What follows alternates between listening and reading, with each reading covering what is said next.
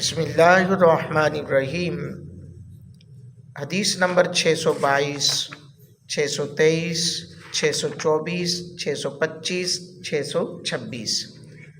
یہ احادیث ہیں یوم شک کے حوالے سے، مشکوک دن کا روزہ اور اس کے بعد جو ہے پہلی کا چاند دیکھ کر روزہ رکھنا شروع کیا جائے، اور پھر مہینے کے کبھی دن 29 ہوتے ہیں، کبھی 30 ہوتے ہیں۔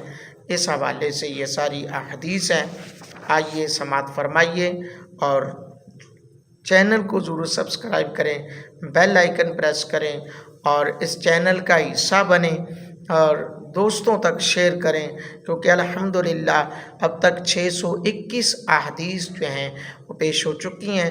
اب جو ہے 622 سے لے کر میں آپ کے سامنے جو احادیث پیش کر رہا ہوں وہ 626 تک اس ویڈیو کے اندر آپ کو ملیں گی، اور ترمذی شریف کی تمام احادیث 1 بائی 1 آپ کو ٹک ٹاک پر اور یوٹیوب پر 1 بائی 1 مدرسۃ مدینہ کے نام سے، العلم نور چینل کے نام سے آپ کو مل سکتی ہیں۔ اس چینل کا حصہ بنیں اور درس قرآن الحمدللہ لائیو صبح 7:15 بجے ٹیلی کاسٹ ہوتا ہے، لائیو سٹریمنگ ہوتی ہے۔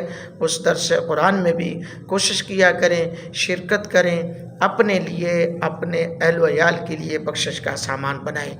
آئیے حدیث نمبر 622 سماعت فرمائیں۔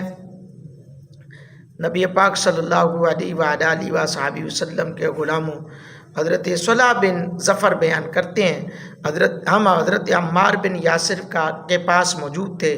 ان کے پاس بھنی ہوئی بکری لائی گئی۔ انہوں نے فرمایا کھاؤ۔ حاضرین میں سے ایک صاحب پیچھے ہٹ گئے، کھانے میں شریک نہیں ہوئے اور بولے میں نے روزہ رکھا ہوا ہے۔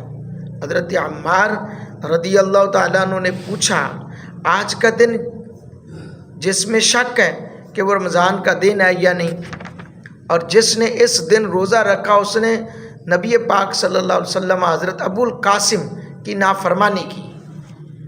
یوم شک کا روزہ رکھنے کے حوالے سے اسلامی نقطہ نظر سے مہینہ 29 دن کا ہو سکتا ہے اور 30 دن کا بھی، اور یہاں پر یہ بات واضح ہے۔ بہت سارے لوگ جو ہے نا روزہ رکھ لیتے ہیں جی 29 شعبان کا یا 30 شعبان کا، جی ہم اس لیے رکھ رہے ہیں کہ یہ یوم شک تھا تو اس لیے ہم نے، یہ ذمہ دار آپ نہیں ہیں، اس کا ذمہ دار جس نے اعلان کیا وہ ہے۔ تو لہٰذا آپ اس حدیث کی مخالفت نہ کریں۔ جو یہ حدیث ہے کہ جس نے یوم شک کو روزہ رکھا اس دن روزہ رکھنے والے نے حضور کی نافرمانی کی۔ 623 نمبر حدیث سماعت فرمائیں۔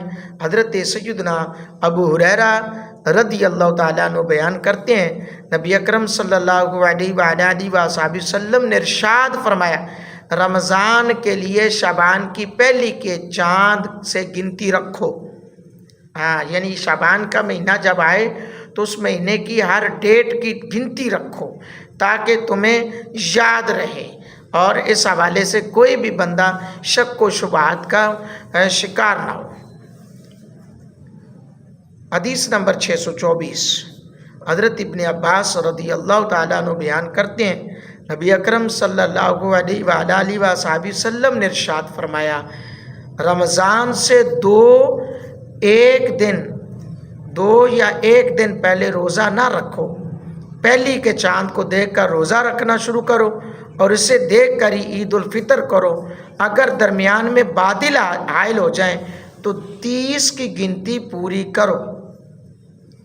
اللہ اکبر۔ حضرات گرامی قدر، اب ان حدیث سے ہمیں کیا سبق مل رہا ہے کہ جس طرح کے وہ مفتی پپل صحیح صاحب ہیں، ان کا ہر سال یہی ہوتا ہے جی بس کہ ہم نے پہلے ہی روزہ رکھنا ہے یا پہلے ہی عید کرنی ہے بس۔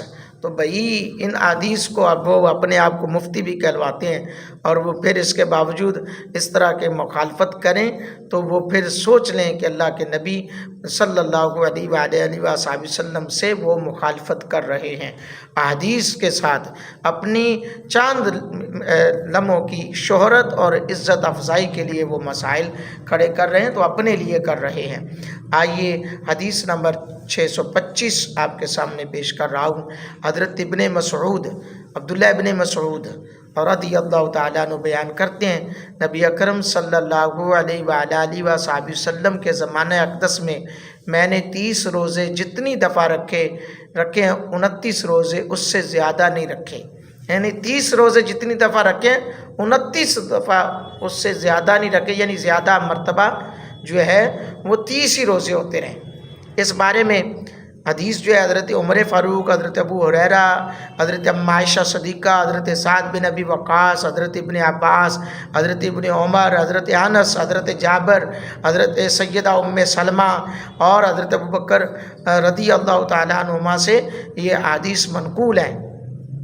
تو حضور علیہ السلام نے ارشاد فرمایا مہینے میں کبھی 29 دن کا بھی ہوتا ہے، کبھی 30 دن کا بھی ہوتا ہے۔